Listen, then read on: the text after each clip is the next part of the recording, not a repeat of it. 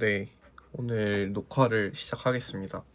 일단 오늘은 그 3으로 나와 있는 그 피처스라는 슬라이드랑 커널 메소드를 같이 보도록 하겠습니다.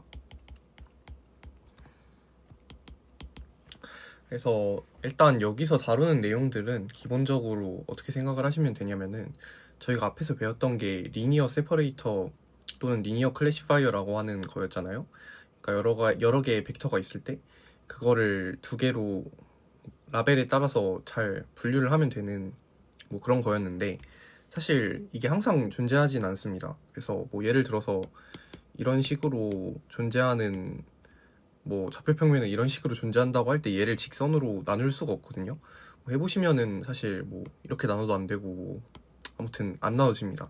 그래서 이런 거를 어떻게 나눌까에 대한 얘기를 하려고 하는 건데, 일단은 뭐 저희가 예를 들어서 1차원의 어떤 직선 위에 어떤 뭐 이렇게 생긴 데이터셋이 있다라고 해봅시다. 네. 그래서 뭐 얘네들을 이제 어떤 직선으로 나누고 싶은데 사실 불가능하죠. 얘네들을 직선적으로 나눌 수가 없습니다. 이 1차원 상에 있는 어떤 점들을 플러스랑 마이너스를 직선으로 나눌 수가 없죠. 그래서 저희가 여기서 생각을 하는 게, 얘를 약간 차원을 좀 확장을 시켜주면 어떨까라는 겁니다. 그래서 어떤 x가 들어가는 함수에 대해서 얘가 이제 x랑 x제곱 뭐 이런 식으로 어떤 함수를 어떤 x를 넣었을 때 그거를 벡터로 만들어주는 어떤 트랜스포메이션을 생각을 하는 거예요. 그래서 만약에 이런 트랜스포메이션을 적용을 해버리면은 뭐 원래는 여기 그냥 x축 하나밖에 없었는데 이런 식으로 생기게 되겠죠. 그럼 뭐 당연히 뭐 예를 들어서 여기 있는 거는 뭐 y 값은 이제 x제곱이니까 여기서 조금 올라간 뭐 한 여기쯤에 있을 거고요. 이 플러스 이 친구들은 얘네들도 결국에 뭐 x제곱만큼 올라가니까 이렇게 올라가면 되겠죠. 그래서 한 여기쯤에 이런 식으로 위치를 할 겁니다. 그래서 사실 이 상황에서는 얘네들을 리니어 클래시파이어가 존재를 하죠. 그래서 이렇게 생긴 리니어 클래시파이어가 존재를 합니다. 그래서 뭐 예를 들어서 사실 뭐 여기는 y축의 값이 x제곱인 거니까 요 x제곱은 1, 뭐 이런 친구를 리니어 클래시파이어라고 할 수가 있습니다. 다르게 쓰면 뭐 x제곱 마이너스 1은 0, 뭐 이렇게 쓸 수가 있겠죠. 그래서 만약에 우리가 봤을 때 x제곱 마이너스 1 한 게 0보다 크면은 얘를 플러스로 분류를 하고, x제곱 마이너스 1 한 게 0보다 작으면 얘를 마이너스로 분류를 하겠다, 뭐 그런 식으로 기준을 세우면은 얘가 뭐 리니어 세퍼레이터가 되는 거죠. 그래서 이 P라는 트랜스포메이션을 적용한 P 스페이스에서는 얘가 리니어 세퍼레이터죠. 근데 사실은 얘를 이쪽으로 원래의 오리지널 스페이스에서는 얘가 리니어하지 않거든요, 당연히. 왜냐면은 x제곱 뭐 이렇게 돼 있는 거를 플러스로 정의한다라고 했으니까 얘를 좀 바꿔주면은 이렇게 되잖아요.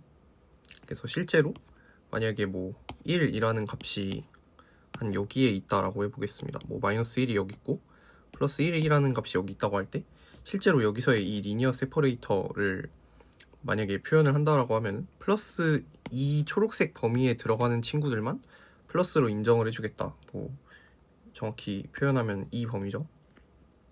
그런 식으로 표현할 수가 있습니다. 그래서 결과적으로 여기서는 논리니어가 된다. 그래서 그런 점들을 관찰을 할 수가 있는 거죠. 뭐 이런 예시를 일단 들 수가 있습니다.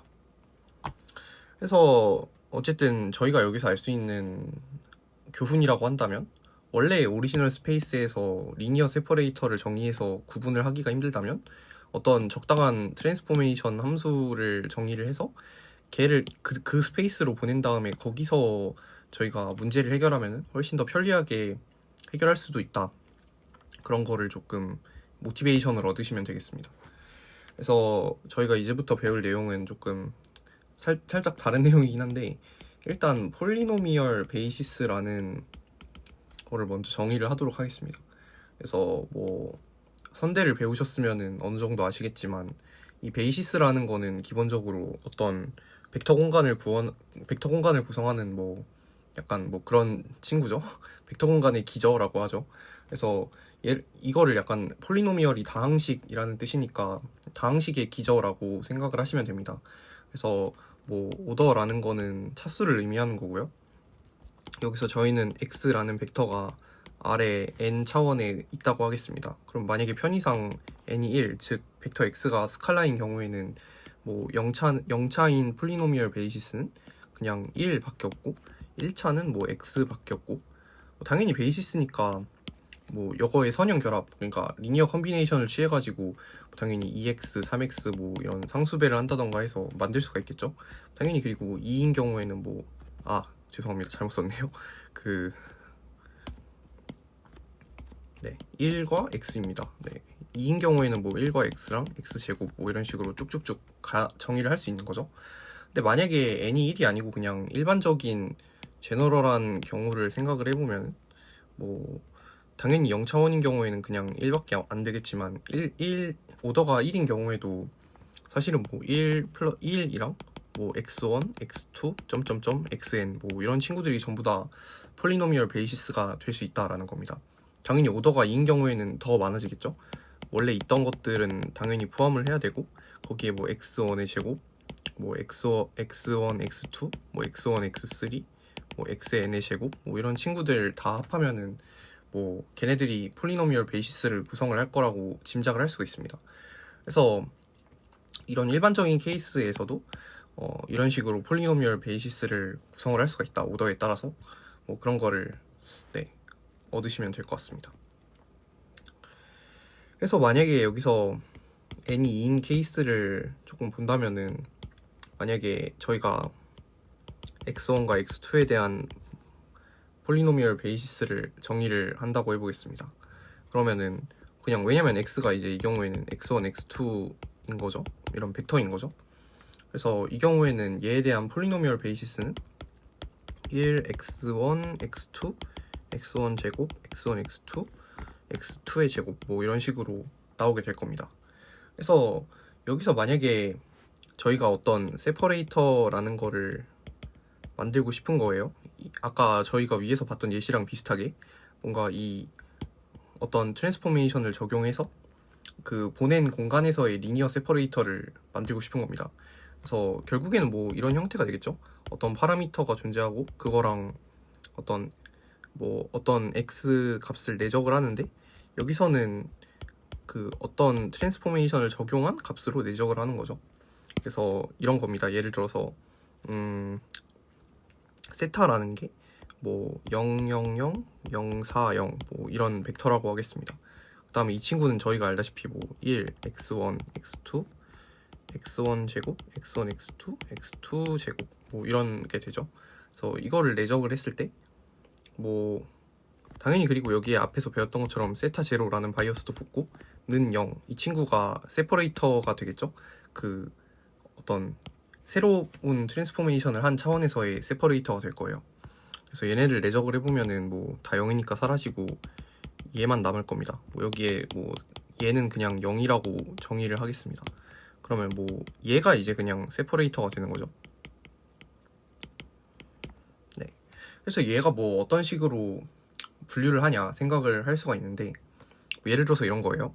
그러니까 4x1, x2가 0보다 큰 경우에는 뭐 플러스로 정의를 하고 4x1, x2가 0보다 작은 경우에는 뭐 마이너스로 분류를 하겠다. 그런 식으로 하면은 사실 저희가 아까 봤던 뭐 이런 예제 같은 거를 쉽게 분류할 수가 있죠. 왜냐면은 이걸 x1, x2라고 했을 때 이쪽이랑 이쪽은 플러스가 되는 거고 이쪽이랑 이쪽에 속한 애들은 마이너스가 되는 거죠.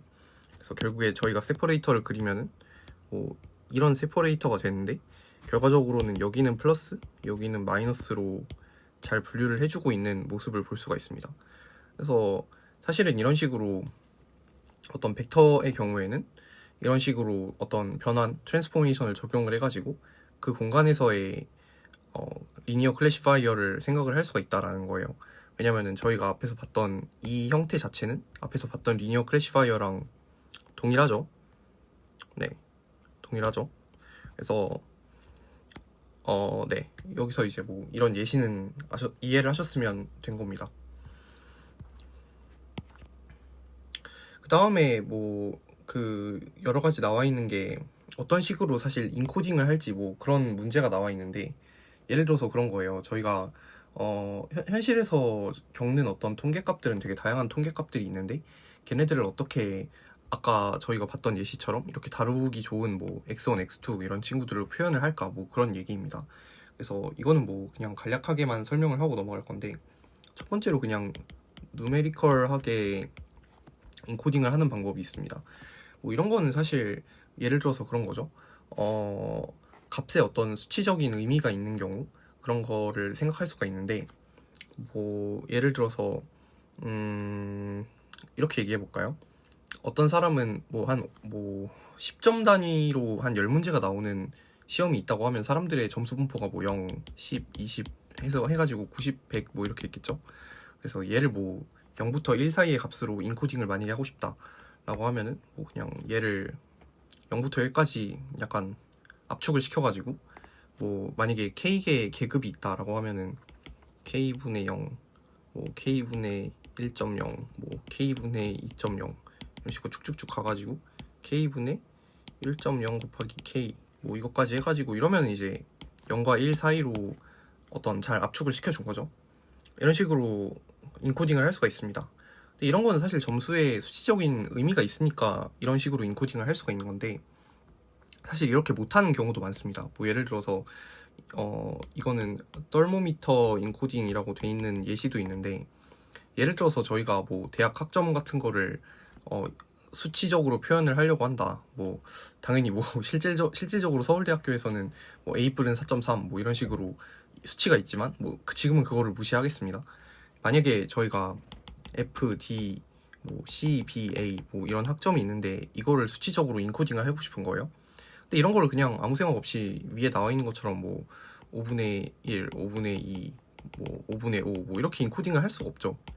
왜냐면은 이 간격이 완전히 똑같은 의미를 가진다라고 얘기를 할 수가 없습니다, 사실. 그쵸? F에서 D의 차이랑 D에서 C의 차이랑 뭐 이걸 완전 똑같다고 얘기를 할 수가 없죠. 그래서 뭐 이런 경우에는 그냥 벡터를 사용해서 보통 인코딩을 하는데, 뭐 예를 들어서 F는 뭐 1, 0, 0, 0, 0으로 인코딩을 하고, 뭐 D는 1, 1, 0, 0, 0, 뭐 C는 1, 1, 1, 0, 0, 뭐 이런 식으로 인코딩을 많이 합니다. 이런 식으로 하면 이제 장점이 뭐냐면은 그 명확한 순서 관계는 표현을 할 수 있으면서 얘네들의 차원이 분리되어 있기 때문에 되게 수치적인 어떤 뭔가 수치적인 의미를 억지로 부여하지 않을 수 있거든요. 그래서 이런 거를 떨모미터 인코딩이라고 합니다. 그 다음에 뭐 또 나오는 예제가 팩터드 코드 뭐 이런 예제가 나오는데, 이거는 약간 그거예요. 그러니까 예를 들어서 저희가 자동차를 숫자로 인코딩을 하려고 한다고 생각을 해보겠습니다. 그러면은 되게 다양한 요소가 있잖아요. 뭐 생산 연도도 있고, 뭐 제조사도 있고, 뭐 되게 다양한 요소들이 있는데, 얘네들을 사실 뭉뚱그려서 하나의 숫자로 인코딩 할 수가 없잖아요. 그래서 이런 경우에는 얘네들의 뭐 차원을 분리를 해가지고, 뭐 생산 연도는 뭐 첫 번째 차원에 넣고, 제조사는 뭐 두 번째 차원에 넣고, 뭐 이런 식으로 부분을 나눠가지고 인코딩을 하는 거를 팩터드 코드라고 하고요. 그 다음에 원학 코드라는 것도 있는데, 이거는 뭐 진짜 마땅한 순서나 기준 같은 게 없을 때 적용을 할 수 있는 방식입니다. 뭐 예를 들어서 뭐 고양이, 개, 뭐 또 뭐 있을까요? 토끼? 뭐 이 세 개를 인코딩을 해야 되는데, 사실 뭐 기준을 찾기가 좀 어렵죠. 뭐 서로 겹치는 부분도 딱히 없는 것 같고. 그래서 뭐 이런 경우에는 그냥 뭐 1, 0, 0, 0, 1, 0, 0, 0, 1 뭐 이런 식으로 그냥 네, 각각의 차원에 하나씩 대응을 시켜주고 남은 원소는 다 0으로 만드는 이런 거를 원핫 코드라고 합니다. 그 다음에 마지막으로 바이너리 코드가 있는데, 뭐 얘는 이제 그런 거예요. 그러니까 범주적으로 이제 인코드를 하는 거를 약간 이진수처럼 표현을 하는 겁니다. 뭐 예를 들어서 위에 예시를 조금 변형을 하면 고양이, 개, 토끼, 코끼리 뭐 이런 게 있다고 하겠습니다. 그러면 얘는 뭐 예를 들어서 0, 0, 0, 1, 1, 0, 1, 1 뭐 이런 식으로 표현을 하는 거예요. 그럼 뭐 당연히 로그 K의 크기의 벡터만 있으면은 전체 K가 있으면은 표현을 할 수가 있으니까 당연히 경제적이겠죠. 근데 사실 바이너리 코드는 좀 주의해야 됩니다, 쓸 때. 왜냐면은 이게 명확한 뭐 지금 예시를 든 게 어떤 순서나 뭐 그런 정보 같은 게 아예 없는 자료잖아요. 근데 만약에 이런 식으로 차원을 완전히 분리하지 않고 뭔가 이렇게 같이 써버리면은 모델이 약간 잘못된 수치적인 관계를 학습할 가능성도 있기 때문에 그런 거는 조금 주의를 해주셔야 된다고 볼 수 있습니다. 그래서 뭐 그 슬라이드에 보면은 이거의 좋은 예시로 혈액형 분류를 어떻게 수치적으로 인코딩을 할 거냐 그게 나와 있거든요. 그래서 예를 들어서 저희가 A랑 AB 그리고 O, AB형 뭐 이런 식으로 어떤 혈액형이 존재하고 그 중에 RH 플러스랑 RH 마이너스가 있죠. 그래서 뭐 A 플러스형, 뭐 A 마이너스형 뭐 이런 식으로 쭉쭉쭉 8가지의 종류의 혈액형이 있다라고 하겠습니다. 그럼 이거를 인코딩을 어떻게 할 것이냐?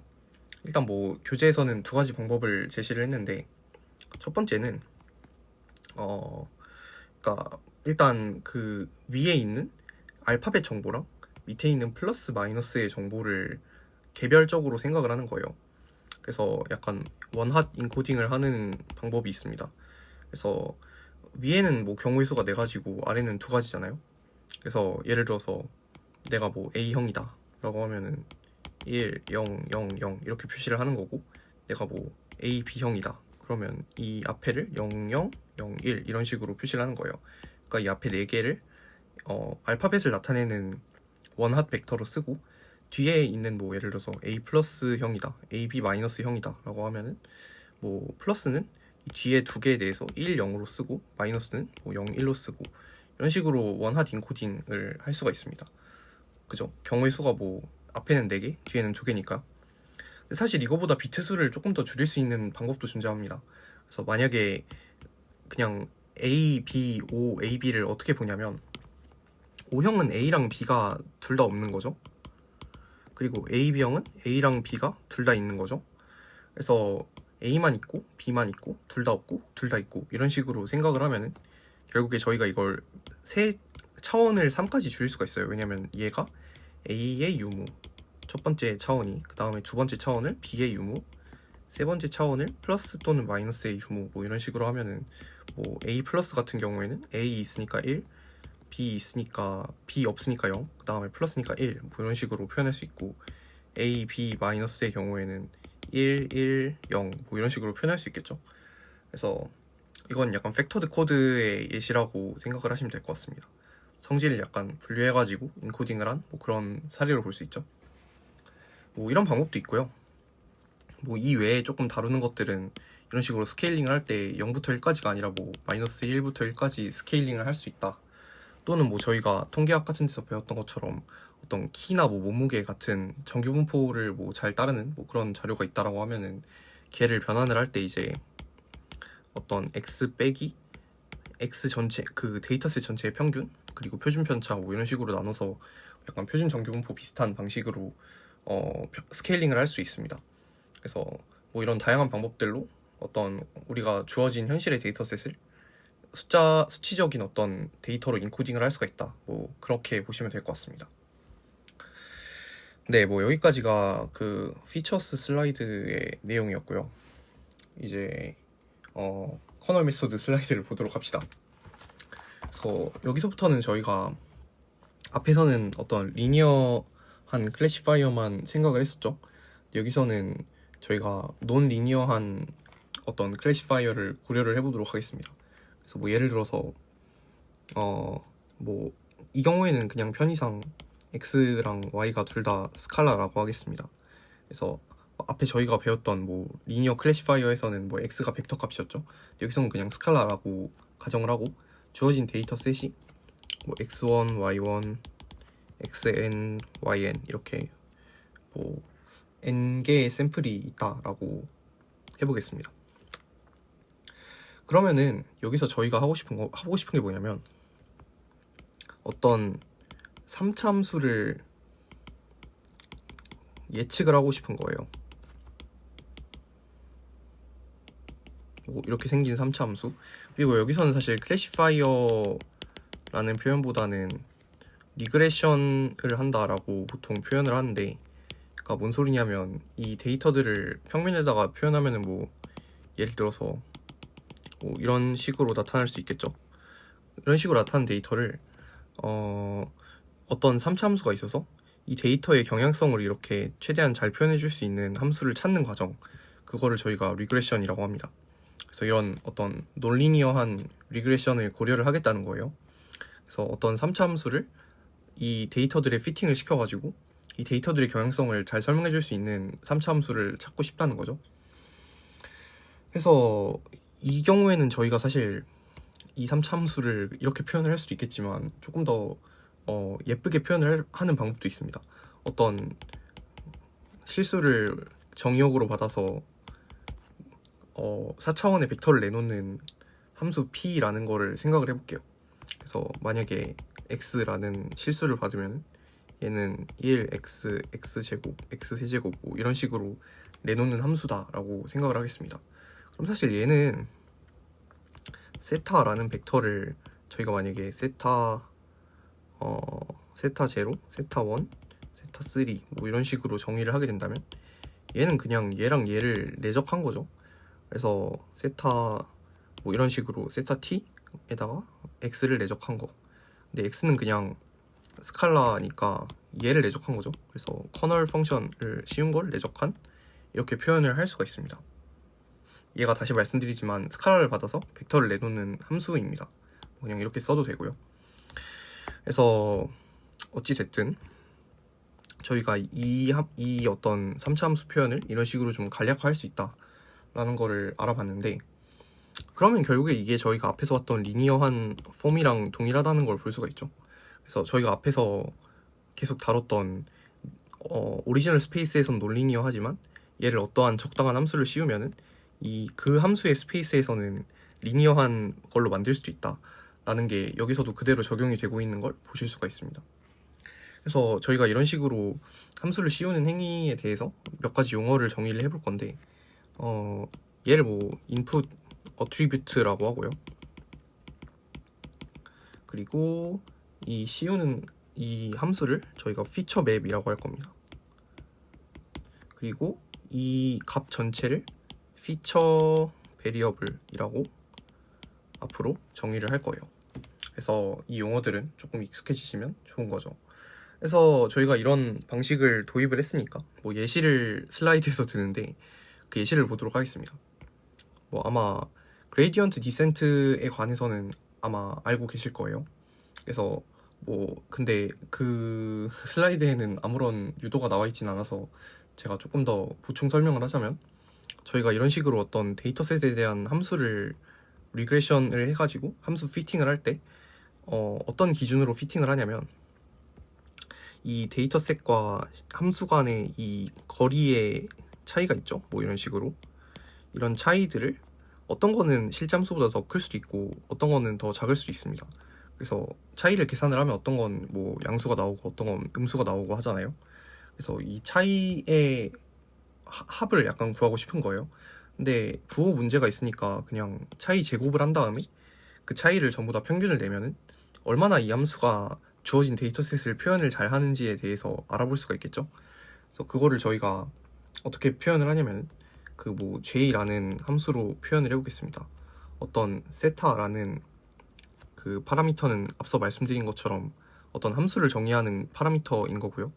이 파라미터를 사용한 함수에 대해서 데이터셋과의 에러가 얼마나 나는지를 계산을 하고 싶은 거예요. 그래서 저희가 이거를 평균이다, 전체를 합한 거. 그래서 실제 함수 값에서 얘가 이제 이렇게 표현을 하겠습니다. 그러니까 세타랑 x를 사용해서 만들어진 어떤 예측하는 함수인 거죠. 앞에 이 친구입니다. 그냥 얘가 그냥 이거인 거예요. 그래서 이 예측하는 함수랑 실제 주어진 데이터 사이에 값의 차이를 보는 거예요. 이런 식으로. 네, 이렇게 쓰면 근데 x는 여기서 벡터가 아니니까 이렇게 쓰면 되겠네요. 네. 이거에 제곱한 거를 전부 다 더한 다음에 평균을 낸 거예요. 각각의 데이터에 대해서, 데이터 점들에 대해서. 그래서 얘를 저희가 최소화를 하고 싶다는 겁니다. 최소화하는 어떤 세타 값을 찾으면 된다. 그러면 결국에 저희는 최소화하는 함수를 피팅을 한 게 되는 거니까, 그쵸? 근데 결국에는 얘를 최소화하는 거나 여기다가 2를 나눈 걸 최소화하는 거나 뭐 결과적으로 나오는 세타 값은 똑같게 되기 때문에 이런 식으로 보통 표기를 합니다. 그래서 얘를 최소화를 하는 세타를 찾으려면 당연히 미분을 해야 되는데 미분을 처음부터 완벽하게 하기가 좀 어렵잖아요. 그래서 편의상 그냥 먼저 이 안쪽에 있는 이 친구의 각각의 미분부터 생각을 해보겠습니다. 그래서 각각을 이렇게 미분을 해주면은 뭐 얘의 미분이죠. 그러면 그냥 세타에 대해서 미분을 하면 되는 건데 저희는 알고 있는 게 얘는 그냥 뭐 이거라는 거를 알고 있습니다. 그쵸? 네. 그러면은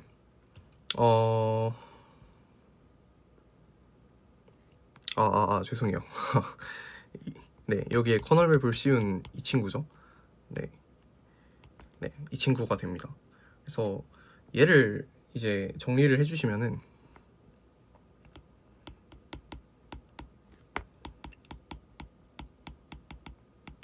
네, 얘가 되고 그러면은 결국에 얘를 미분을 해주면은 세타가 들어있는 항이 여기밖에 없죠. 그러니까 얘를 미분을 하면은 체인룰에 따라서 미분이 되죠. 그래서 2 곱하기 안에 거 그대로, 그 다음에 이 안쪽을 세타에 대해서 또 미분을 한번 해주면 되는데 그러면 당연히 뭐 이 친구가 나올 거예요. 그러면은 뭐 얘가 되겠죠.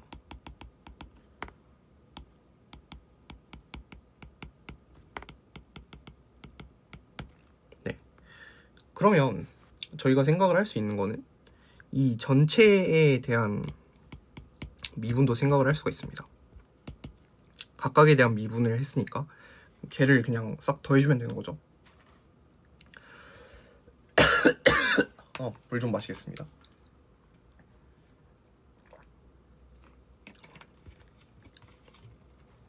네, 그래서 뭐 얘는 그냥 얘 전체에 대한 미분인데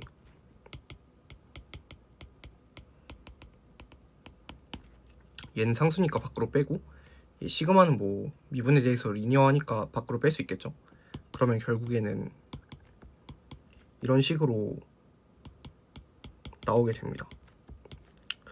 왜냐면 얘 앞 위에서 증명했죠. 얘를 이거에 대해서 미분한 거는 얘가 나오니까 얘를 그냥 대입을 그대로 해주시면 됩니다. 네, 그러면은 이거를 정리를 하면은 결국에는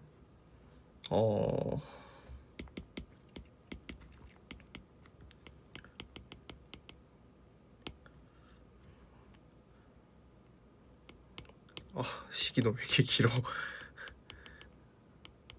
네, 뭐 이런 식이 나오네요. 네, 그래서 얘가 저희가 얻고자 하는 그레이디언트가 되는 거예요.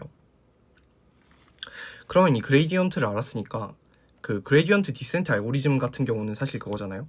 자기가 있는 어떤 점에서 뭐 얘를 뭐 x라고 할까요? 여기서 이제 그레이디언트를 구한 다음에 그 그레이디언트의 방향으로 학습률만큼 이동한다. 뭐 그런 방식이죠. 네. 그러면은 저희는 이제 어떤 파라미터에 대해서 원래 파라미터에다가 학습률 곱하기 그레이디언트 만큼 이동을 한다 라고 생각을 할 수가 있겠죠. 근데 저희가 사실 봤던 것처럼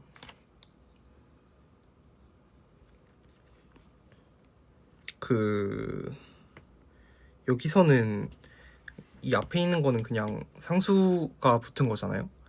그냥 알파에 학습률의 어떤 그 상수는 포함된 걸로 치고 거기 뒤에다가 그냥 이 위 앞에서 구한 값을 그대로 대입을 해주면은 뭐 이런 식으로 나오게 되거든요.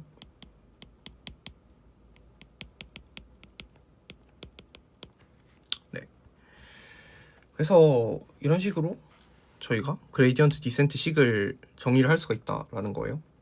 그래서 얘는 네, 이거죠. 네, 그래서 이게 저기서 얘기하는 피처 맵을 사용한 그레이디언트 디센트가 되는 겁니다. 약간 설명이 좀 쓸데없이 길었던 것 같은데, 근데 보시면은 거기 식이 두 개가 나와 있어요. 그래서 뭐 원래 바닐라 그레이디언트 디센트가 사실 이런 식이거든요. 차이점이 있으면은 이제 여기서는 얘가 그냥 그대로 XI를 내적을 한 겁니다. 커널 맵을 안 씌우고. 여기는 근데 커널 맵을 이렇게 씌우고 내적을 한 거죠. 여기서 보시면은 XI 대신에 커널 맵을 씌운 게 대체가 된 걸 볼 수가 있습니다. 그래서 뭐 여기서는 XI를 당연히 벡터로 보는 거고, 여기서는 그냥 스칼라에다가 커널 맵을 씌워서 벡터를 만들어 준 걸로 보는 거예요. 그 차이라고 생각을 하시면 될 것 같습니다. 네, 뭐 그래서 이렇게 간단하게 뭔가 조금 예시를 살펴봤는데, 사실은 이런 커널맵 방식이 좀 비싸거든요. 되게 계산적으로 되게 많은 계산량을 요구하는 경우가 많습니다. 왜냐면은 만약에 저희가 x라는 벡터가 d 차원이라고 생각을 해볼게요. 그러면은 만약에 세타 이런 피처 맵을 고려를 하는데, 얘는 이제 벡터 x에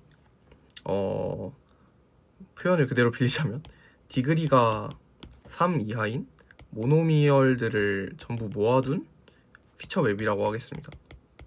이게 뭔 소리냐면 뭐 x가 이제 x1, xd까지 있을 거잖아요. 그럼 저희가 아까 폴리노미얼 베이시스를 봤던 것처럼 x1, xd 뭐 이건 당연히 있고, x1 제곱, xd 제곱, 뭐 x1, x2, 뭐 x1, xd 뭐 이런 친구들도 다 모으고, x1 세제곱, xd 제곱 뭐 이런 친구랑 뭐 x1 제곱 x2,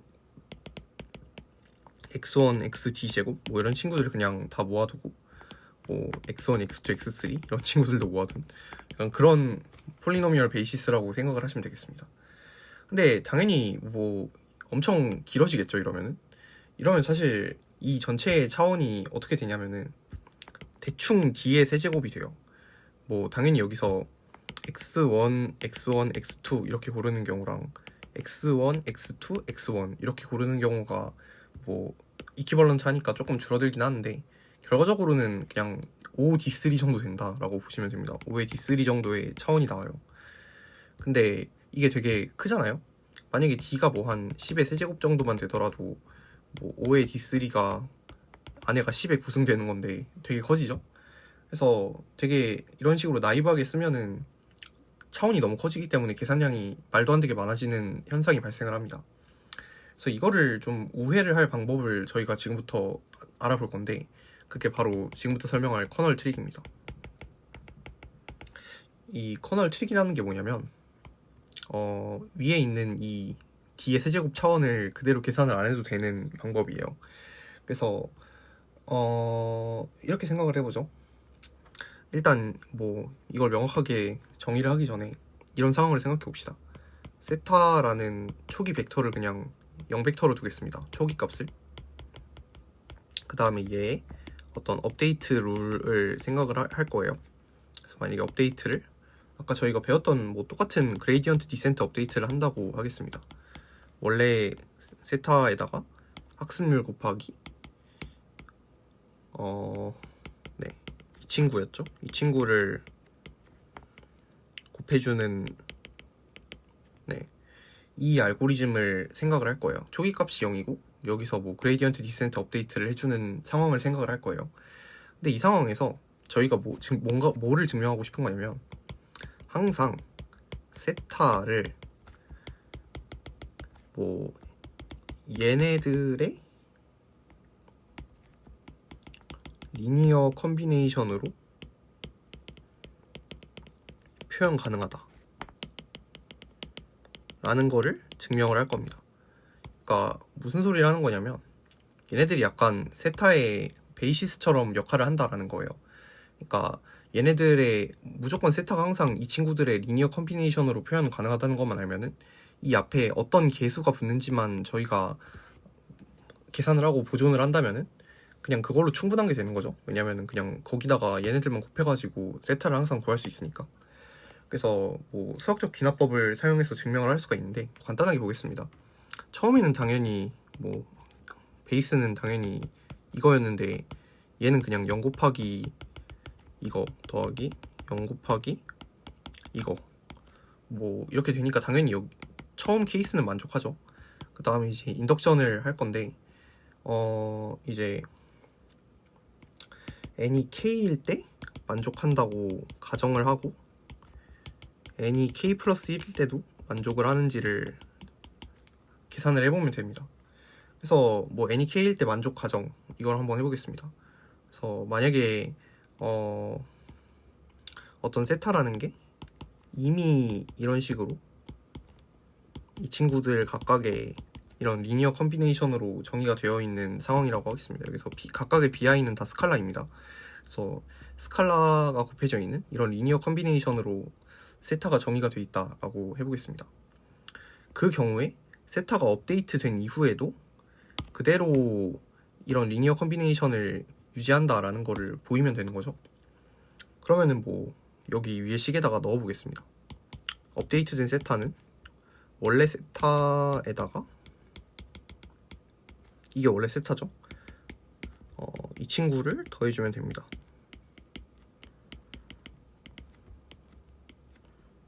정말 쓰기가 귀찮네요. 그래서 이 친구들을 이제 딱 봐도 시그마가 뭐 똑같은 i에 대한 시그마기 때문에 묶어줄 수가 있고 뭐 얘로 묶으면 되겠네요. 그러면은 시그마 i에다가 베타 i 플러스 알파의 yi 마이너스 뭐 이렇게 되겠네요. 이거 곱하기 세타의 xi 뭐 이렇게 될 겁니다. 그러면은 여기서 이 앞쪽에 있는 거는 결국에 얘네는 내적한 거니까 스칼라고 얘는 원래 스칼라고 스칼라니까 이 앞쪽이 그냥 싹 스칼라가 되죠. 그 다음에 얘는 원래 저희가 증명을 하고자 했던 베이시스죠. 그래서 이 전체가 새로운 스칼라로서 새로운 bi로서의 작용을 하는 겁니다. 그래서 결국에 만약에 원래 세타가 리니어 컨비네이션이었다면 한 스텝을 업데이트를 하더라도 똑같이 리니어 컨비네이션이 된다. 그리고 처음이 리니어 컨비네이션이었기 때문에 지속적으로 업데이트를 해도 무조건 리니어 컨비네이션이 유지가 된다 라고 증명을 완료한 겁니다. 네, 뭐 여기까지 증명을 했으면 사실 저희가 세타를 업데이트할 필요가 없다라는 것도 알 수가 있죠. 그래서 앞에 나와 있던 것처럼 세타를 그냥 굳이 업데이트를 하지 말고 어차피 세타가 얘네들 각각의 리니어 컨비네이션이기 때문에 얘네들 앞에 붙는 개수들만 업데이트를 해주면 됩니다. 그거를 저희가 베타 i라고 정의를 했죠.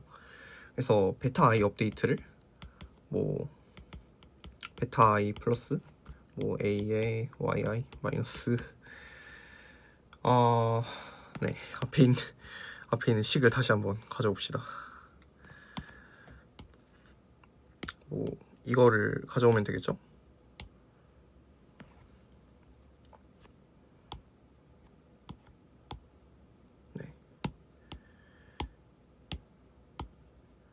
네, 얘가 이제 새로운 업데이트된 베타 i가 됩니다. 근데 여기서 조금 생각을 다시 해볼 수가 있죠. 왜냐면은 저희가 여기서 잘 생각을 해보면은 얘를 이제 조금 전개를 해볼게요. 그러면 베타 i 플러스 알파의 yi 이고 여기서 이 친구를 잘 보시면은 원래 세타는 저희가 앞에서 업데이트 되기 전에는 bi의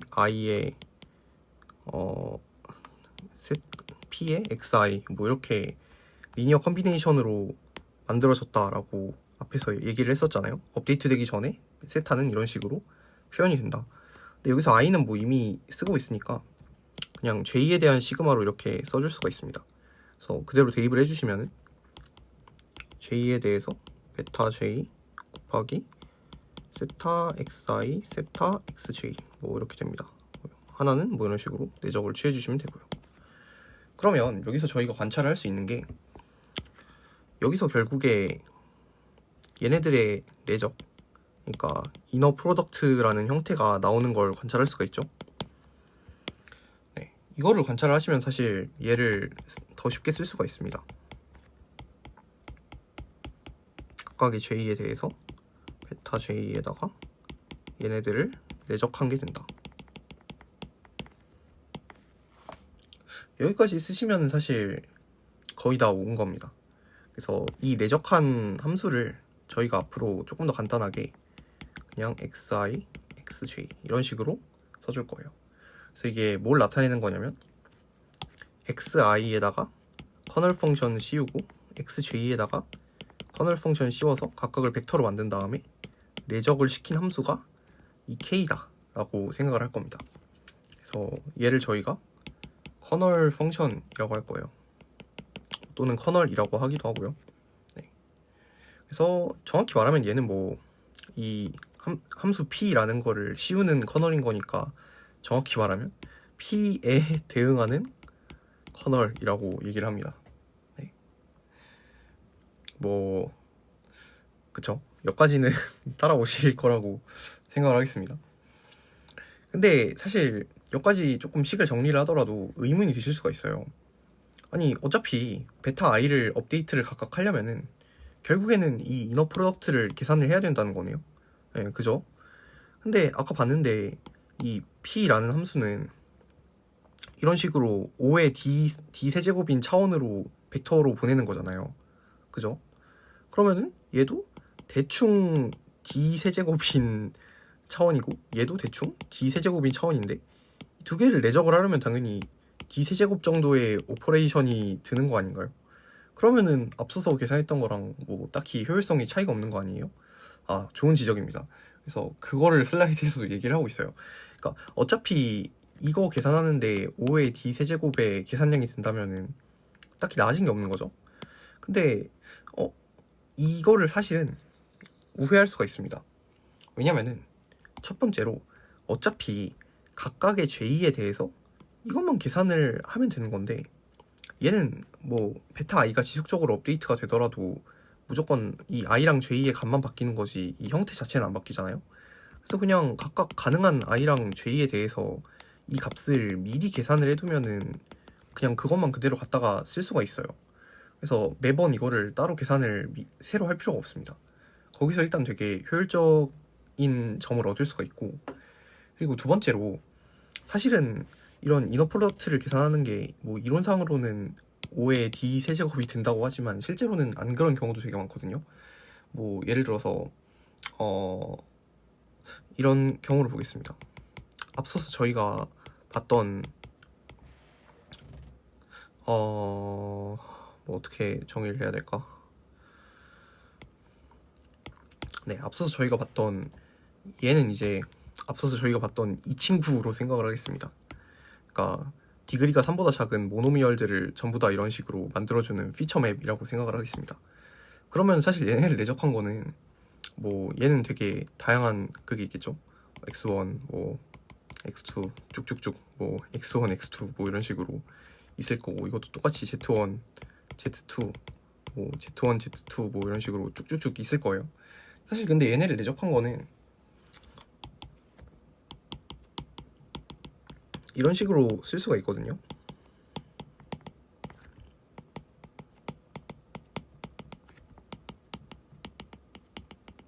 쓰기 힘들다. 그러니까 이게 뭔 소리냐면은 뭐 여기는 이제 1차 애들끼리는 무조건 같은 위치에 있는 애들끼리 대응이 될 테니까 이렇게 나올 거고, 그 다음에 얘는 뭐냐면 x1, x2 뭐 또는 z1, z2 이것도 같은 위치에 있는 애들끼리 대응이 될 거니까 이런 식으로 나올 거고, 그 다음에 얘는 뭐 x1, x2, x3 이런 거랑 z1, z2, z3 이런 거랑 당연히 대응이 될 거니까 얘는 이렇게 나오는 거예요. 근데 여기서 x1 제곱 x2랑 z1 제곱 z2가 대응될 수도 있잖아요. 뭐 그런 경우에는 이제 i1, j1, k2 이런 식으로 중복을 표현할 수도 있죠. 네, 아무튼 뭐 이런 식으로 결과적으로 표현이 되는데, 여기서 이제 얘를 식을 정리를 해주면은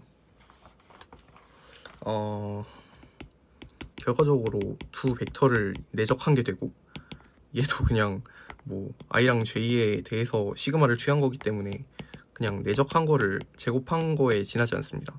왜냐면 뭐 얘를 시그마 분리해가지고 i에 대해서 xi, zi 한 거랑 뭐 j에 대해서 xj, zj 한 거 하면은 그냥 이런 식으로 내적의 제곱이 됩니다. 똑같은 방식을 취하면은 얘도 그냥 내적한 거에 세제곱이 돼요. 그러면 저희는 결국에 그냥 얘네들 내적한 것만 알면 되는데, 그 얘는 기억나시죠? D에서 뭐 어떤 D 세제곱과 가까운 정도의 차원으로 보내는 함수였잖아요. 이 안쪽에 들어있는 건 그냥 D 차원이란 말이야. 그러니까 얘네들 내적하는 건 그냥 5D밖에 안 걸려요. 왜냐면 얘네들 각각은 D 차원이지, 함수를 이 P를 씌운 애가 차원이 높은 거지, 얘네들 각각은 그냥 D 차원밖에 안 되거든요. 그래서 이거 계산하는 건 그냥 5D 차원이면은 끝납니다. 그래서 되게 이런 경우에는 빠르게 계산할 수 있죠. 그래서 이런 두 가지 이유가 있어요. 그냥 뭐 미리 계산을 할 수 있다, 첫 번째. 두 번째, 뭐 사실 많은 경우에서 내적을 계산하는 게 좀 이런 식으로 우회할 수 있는 방법이 많다. 그래서 이것 때문에 실제로 커널을 쓰면은 되게 계산량이 절약이 되는 경우가 많습니다. 그래서 뭐 지금까지 배운 거를 정리를 하면, 그 그레이디언트 디센트 같은 거를 계산을 할 때 저희가 할 수 있는 방법은, 첫 번째로 각각의 i랑 j에 대해서 커널을 미리 다 계산을 해둡니다. 각각의 i, j에 대해서 커널 펑션을 미리 계산을 해두고, 그 다음에 각각의 베타 i를 업데이트하는 과정에서 원래 베타 i에다가 학습률 곱하기 뭐 베타 j 곱하기 k의 xi, xj 뭐 이런 식으로 그냥 이 값만 원래 구해둔 거를 대입을 해주면 되게 빠르게 효율적으로 업데이트를 할 수 있다라는 거예요. 그래서 뭐 얘를 사실 벡터 노테이션으로 합해서 쓰면은 뭐 이런 식으로 쓸 수 있겠죠.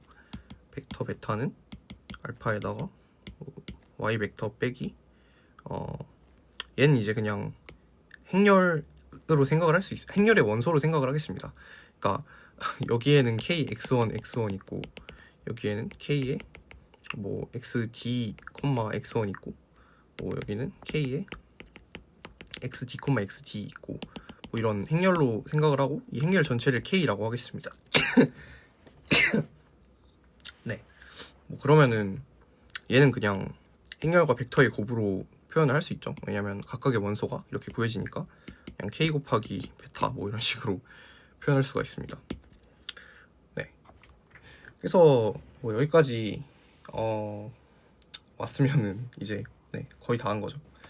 그래서 결과적으로 저희가 여기서 알 수 있는 커널을 쓸 때의 장점이라고 한다면은, 저희가 만약에 직접적으로 이 내적 값을 계산하려고 한다면 얘네들은 각각 되게 큰 차원이기 때문에 얘네들을 계산하는데 되게 큰 계산량이 든다 라고 할 수 있는데, 얘네들 그냥 커널로 묶어가지고 이제 인캡슐레이트 한다 라는 표현이 슬라이드에 나오는데, 그냥 커널 안에 커널로 묶어서 쓰면은 저희가 안에 있는 이 p라는 함수를 직접 건드릴 필요 없이 그냥 얘네들만 따로 계산하고 그 값만 갖다가 쓰는 방식으로 좀 절약을 할 수가 있다 라는 얘기예요.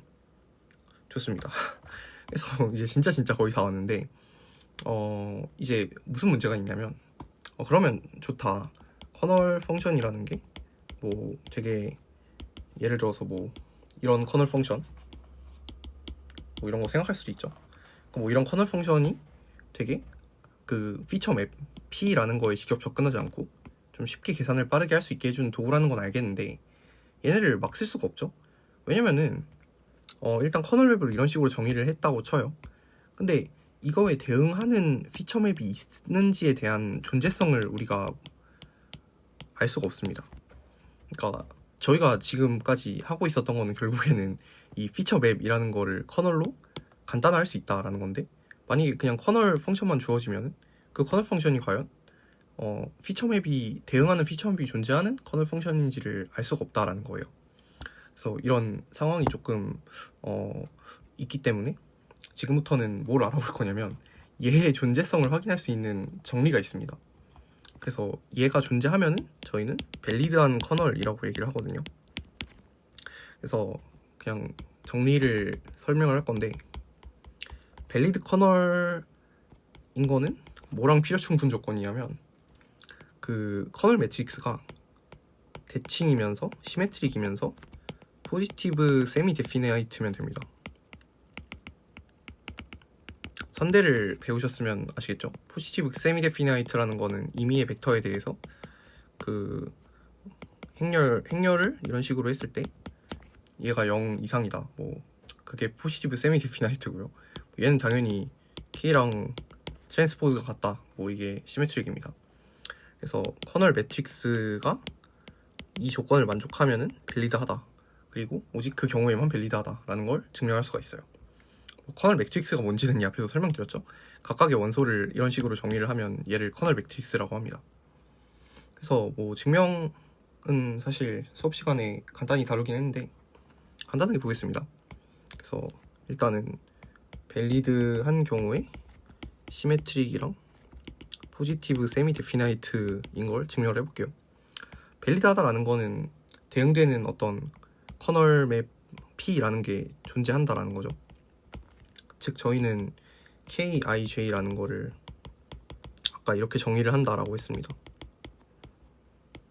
그러면 뭐 이거는 뭐 벡터일 수도 있고 아닐 수도 있는데 그냥 편하게 쓸게요. 그러면은 얘는 아까 정의한 게 얘랑 얘의 내적이다 라고 정의를 했죠. 근데 아시겠지만 당연히 내적은 교환이 가능합니다. 그래서 이런 식으로 쓸 수가 있고 얘는 K에다가 XJ, XI 넣은 거죠. 그래서 얘는 KJI가 됩니다. 그래서 매트릭스 K의 IJ번째 엘리멘트랑 JI번째 엘리멘트가 같다라는 걸 증명을 했으니까 당연히 시메트릭한 건 증명이 된 거고요. 그 다음에 포지티브 세미 데피나이트라는 걸 증명을 하려면 당연히 임의의 벡터에 대해서 이게 0보다 크거나 같다라는 걸 보이면 되는데 뭐 이거는 그냥 이런 식으로 풀어서 쓰면은 이런 식으로 쓸 수가 있습니다. 뭐 이게 왜 이렇게 되는지에 대해서는 뭐 제가 굳이 언급을 하진 않겠습니다만 그냥 이거는 매트릭스 멀티플리케이션의 성질에 따라서 이렇게 될 수밖에 없습니다. 네. 그래서 뭐 여기까지 푸셨으면은 얘를 이제 아까처럼 풀어헤칩니다. 이런 식으로 네, 이런 식으로 풀어헤칠 수가 있죠. 그러면 저희는 뭘 얻냐면 뭐 이렇게 약간 I랑 J가 이쁘게 분리된 식을 얻거든요. 잘 생각해 보시면 얘네들이 다 기본적으로 벡터 멀티플리케이션이잖아요. 그래서 이 가운데에 있는 요 벡터 멀티플리케이션을 그냥 엘리멘트 와이즈하게 분해를 할 수가 있습니다. 그래서 뭐 이 벡터의 K번째 원소들에 대해서 각각 이런 식의 곱을 해준 거죠. 네, 그냥 얘는 이너 프로덕트를 그냥 분해한 거라고 생각하시면 됩니다. 그래서 사실 여기서 시그마를 앞쪽으로 다 빼버리면은 뭐 이런 식이 만들어지겠죠. 뭐 시그마 앞쪽으로 빼는 건 사실 뭐 당연히 가능합니다. 각각 얘네들이 다 K에 의존하지 않기 때문에. 네, 여기까지 했으면은 이제 이 안쪽에 있는 놈을 잘 한번 관찰을 해보시면은 아까 저희가 봤던 거랑 되게 유사한 형태로 만들 수가 있습니다. 이런 식으로 이거 곱하기 이런 식으로 만들 수가 있어요. 그러면 그냥 뭐 얘네들이 다른 거는 아래쪽에 문자밖에 없으니까 그냥 하나로 이렇게 제곱으로 합칠 수가 있습니다. 이렇게 되죠. 그럼 얘는 제곱이니까 뭐 제곱을 시그마 한 건 당연히 0 이상이다. 네, 이러면 증명 끝났습니다. 그 다음에 역방향의 증명은 제가 클래썸에다가 한번 올리긴 했었는데 그거는 이제 간단하게 보면은 이번엔 이제 시메트릭하고 포지티브 세미 데피나이트면은 커널 매트릭스가 그러면은 밸리드하다. 밸리드하다는 거는 대응하는 피처 맵 P가 존재한다. 뭐 이거를 보이면 되거든요. 그래서 얘는 이제 선대에서 유명한 스펙트럴 디오렘이라는 걸 사용을 할 건데요. 얘는 이제 어떤 행렬이 시메트릭하고 포지티브 세미 데피나이트하다는 전제가 있으면 아이겐 디컴포지션이 된다 라는 정리입니다. 아이겐 디컴포지션이 뭐냐면 뭐 이제 아이겐 밸류를 담은 약간 뭐 이런 행렬 나머지는 다 0이고 이런 어떤 다이고널 매트릭스 D를 정리하고 뭐 이 아이겐 벡터에 대한 아이겐 밸류에 대한 아이겐 벡터를 각각 그 칼럼 벡터였나 로우 벡터였나 아마 로우 벡터일 거예요. 뭐 로우 벡터로 담은 뭐 매트릭스 V가 있다라고 하면은 어떤 K라는 매트릭스를 VD, VT 뭐 이런 식으로 표현할 그 디컴포지션 할 수 있다라는 게 아이겐 디컴포지션입니다. 그래서 뭐 이렇게 나타낼 수 있어요. 어쨌든 근데 당연히 뭐 여기서 포지티브 세미 데피나이트이기 때문에 각각의 아이겐 밸류는 다 0보다 크거나 같거든요. 그러면 결국에 이 다이고널 매트릭스의 루트 매트릭스를 정의할 수가 있습니다. 다 0 이상이기 때문에. 그러면은 뭐 얘를 이제 편의상 이렇게 쓸 수 있겠죠. 네, 이러면 이제 보이시겠지만 네, 다이고널 매트릭스는 당연히 트랜스포즈를 해도 똑같기 때문에 뭐 이거거든요. 그러면 보이시죠? 이제 이렇게 묶을 수가 있습니다. 얘를 그냥 편의상 A라고 할게요. 그러면 A 곱하기 AT 이런 식으로 K라는 거를 표현을 할 수가 있다라는 거예요.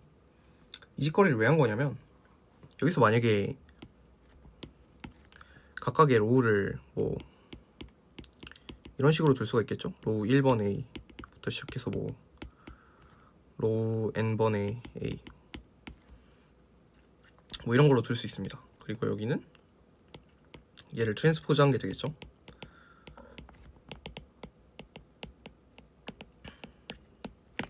뭐 이런 식의 행렬곱이 될 텐데 여기서 결국에 잘 생각해 보시면 얘를 그냥 편의상 이렇게 두겠습니다.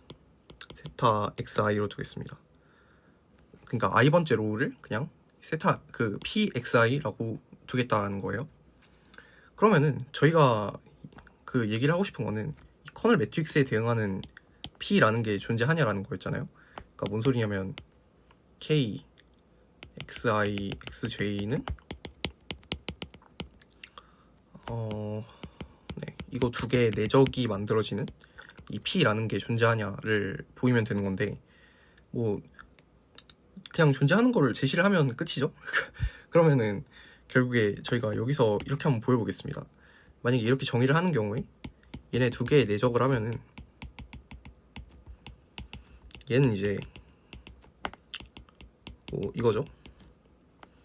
근데 그냥 얘는 아까 저희가 i번째 로우라고 했으니까 얘는 j번째 로우가 되겠죠. 근데 i번째 로우랑 j번째 로우를 이런 식으로 내적을 하면은 그냥 매트릭스끼리 멀티플리케이션을 해서 ij번째 원소가 나온다라는 거는 너무 명백합니다. 근데 네, 그러니까 a 곱하기 at 한 거에 ij번째 원소가 나오는데 그냥 얘가 k랑 똑같다는 걸 저희가 보였으니까 얘가 그냥 얘가 돼요. 그래서 이러면은 그냥 증명 끝입니다. 왜냐면 커널 매트릭스의 각 원소에 대응하는 피처 맵을 저희가 콘크리트하게 만들었기 때문에 이러면 그냥 증명 끝입니다. 네, 조금 길었는데 이제 조금만 익샘플을 살펴보고 바로 마치겠습니다. 그래서 커널 같은 경우에는 만약에 저희가 이런 예시를 들어볼게요. 각각의 벡터가 d 디멘션이고 커널이 얘네들을 내적해가지고 제곱을 하는 커널이다 라고 하면 이 경우에 피처 맵을 어떻게 찾냐, 그런 게 고민일 수 있겠죠. 자, 피처 맵을 한번 찾아봅시다. 그래서 뭐 얘네들은 이건데 여기서 이거를 조금 예쁘게 분해를 해주면은 그냥 뭐 이렇게 되겠죠. 뭐 여기는 똑같은 걸 쓸 수 없으니까 j로 씁시다. 그러면은 xj, zj 뭐 이런 식으로 분해를 할 수가 있습니다. 그냥 얘네는 내적을 하나씩 분해해 놓은 거예요. 그러면 얘네를 아까처럼 이쁘게 합쳐주면은 xi, xj, zi, zj 뭐 이런 식으로 될 거고, 뭐 시그마를 그냥 이런 식으로 쓰고 xi, xj, zi, zj 이런 식으로 쓰면은 자, 아까 저희가 봤던 그 형태가 나오죠. 그러니까 얘가 결국에 세타 x 그 px가 되고 얘가 결국에 pz가 되고 얘네를 내적한 형태가 된다는 걸 볼 수가 있습니다. 그래서 각각의 ij에 대해서 이 친구가 px라는 거는 그냥 커널 맵이 뭐 x1, x1, x 뭐 d, xd 뭐 이런 식으로 이루어진 커널 맵이라는 걸 알 수가 있는 거죠. 그러면은 당연히 이거는 차원이 대충 5의 d 제곱이 된다는 거는 앞서서 보인 바 있습니다. 근데 보시면 아시겠지만 사실 뭐 커널 계산하는 거는 그냥 x랑 z 벡터를 내적한 다음에 제곱을 하면 되는 거니까 뭐 이거는 당연히 각각이 d 차원이기 때문에 내적한 거 구하는 것도 5d밖에 안 걸리고 제곱은 그냥 당연히 5원이니까 뭐 전체 계산은 5d밖에 안 걸리죠. 그래서 저희가 익스플리시트하게 피처맵을 계산해서 계산하는 거에 비해서 대충 루트 정도의 계산상의 이득을 얻을 수가 있다라는 걸 여기서도 확인을 할 수가 있었습니다. 그 다음에 뭐 마지막으로 나와 있는 예시를 하나만 더 보면 얘네들이 각각 d 차원이고 이번에는 뭐 커널 매트릭스를 커널을 뭐 내적한 다음에 c를 더해서 제곱한 뭐 이런 거를 뒀습니다. 그럼 뭐 이거는 그냥 아까처럼 똑같이 전개를 해서 피처맵을 찾을 수가 있어요. 그래서 뭐 이거니까 여기서 전개를 좀 적당히 잘 해주면은 뭐 얘는 이제 곱셈 공식 사용해서 전개를 하면 되겠죠. 그래서 이 얘를 제곱한 거는 그냥 앞서서 봤던 것처럼 뭐 이런 형태가 나올 거고요.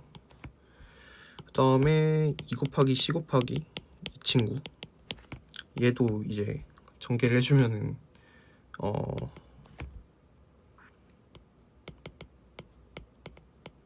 뭐 이런 식이겠죠. 근데 사실 여기서는 조금 더 깔끔하게 이 상수를 안쪽으로 넣고 싶으니까 뭐 이런 식으로 루트를 사용해서 넣어줄 수가 있겠습니다. 그 다음에 마지막에 어떤 이 c제곱 같은 경우는 당연히 뭐 c 곱하기 c 뭐 이렇게 표현해 줄 수가 있겠죠.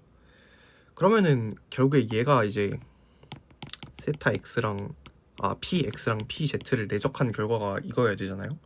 그러면은 px 중에 얘는 여기서 온 거고 뭐 얘는 여기서 온 거고 얘는 여기서 온 거고 이런 식으로 생각을 해주시면은 뭐 px라는 피처맵은 x1, x1부터 xd, xd까지 있는 건 당연하고 뭐 얘네들도 각각 원소를 가져야죠. 그래서 루트 2c x1부터 루트 2c xd까지 원소를 있고 또 마지막으로 c까지 원소를 있다.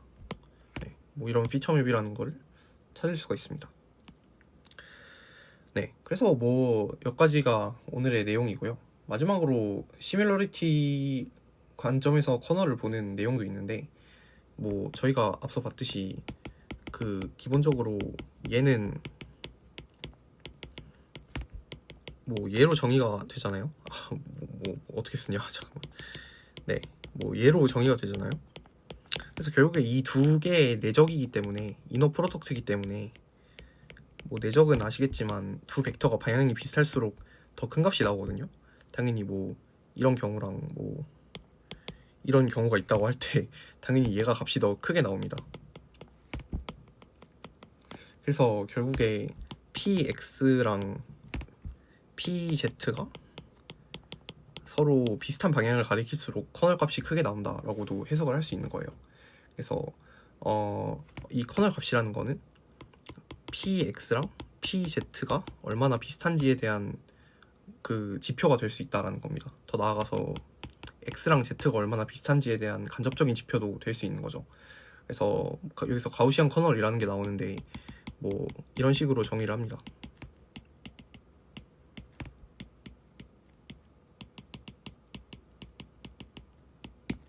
그래서 만약에 이 두 벡터가 가까우면은 이 값이 거의 0에 가까워질 테니까 그러면은 2의 0제곱은 대충 1이겠죠. 그래서 두 개 가까우면 대충 1이 나오고요. 일단 멀면은 뭐 이 값이 무한대에 가깝게 나올 거고 2의 마이너스 무한대는 대충 0이기 때문에 두 개가 멀면은 0이 나옵니다. 그래서 가까우면 1, 멀면 0이 나온다 값이. 그래서 이런 식의 가우시안 커널도 생각을 할 수가 있습니다.